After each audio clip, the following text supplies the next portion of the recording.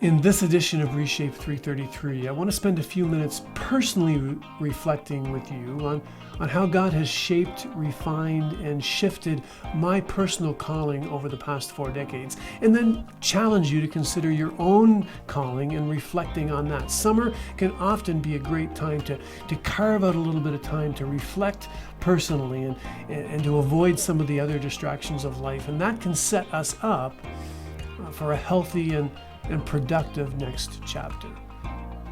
So let's get at it. A number of years ago, I heard a prominent Christian leader suggest that leaders will go through some kind of leadership or personal challenge every 6 to 8 years. And I found that to be strangely and surprisingly true in my life as well.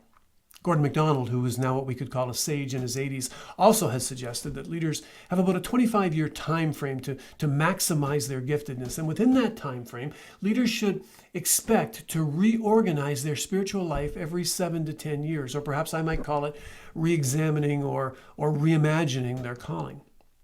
I can now look back on 30 plus years of ministry in the church, and that has been surprisingly and strangely true in my life as well. I would suggest that for me, 7 to 10 years has largely been the chapters where I have been called to sort of rejig my calling, the calling that God was placing on me for that next chapter.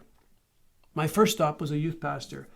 I was 25. It was a great experience. I learned from a diverse and seasoned team that spoke into me. They gave me freedom to lead and freedom to experiment. They paid me to go on weekend camping trips and plan and organize ski trips. It was a fun chapter where my calling was being refined, and it was that chapter for the second half of my 20s.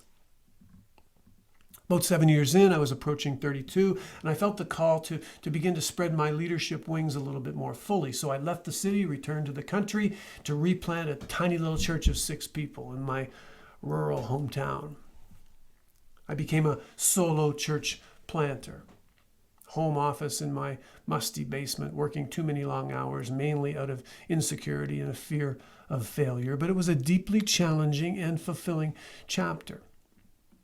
By 38, 7 years in, I had to learn how to lead a team, how to oversee the staff of a growing church. It took some rejigging. It was a new calling in the same location, same church, but it required a shift of focus, a realigning of priorities, learning to lead people, learning to lead an organization. It was a fun ride on most days, but some serious reflection and reorganization of my life and calling was required during that chapter. By 45, 7 years in, I wanted to spread my leadership wings again a little wider. Could I continue to lead a staff? Could our church continue to grow? But could we consider broadening our geographic impact, in some ways becoming more of a neighborhood church rather than a regional drive-to church? So we launched a second site 25 minutes down the road. My leadership wings were broadened once again. I was able to reimagine my calling for a 4th chapter and still stay in the same location. By 50, once again, 7 years in, rejigging my calling. Somewhere between 45 and 50, I realized 2 things. Number one, if our church's central mission is reaching families and children, and if I now have moved out of those circles because my children have grown, at what point does a younger leader's voice and cultural understanding become more relevant than the original founders? And number 2, with now more years behind me than in front of me in ministry, where can my voice best serve God's kingdom purposes in Atlantic Canada? And so at 51, 7 years in, I shifted into this current role. Cheerleading leaders, cheerleading churches, preaching my "it can happen here" message all across the region, that if we lay aside our personal preferences and listen and watch to what God is up to and shift to that place in our neighborhood, that it can indeed happen here.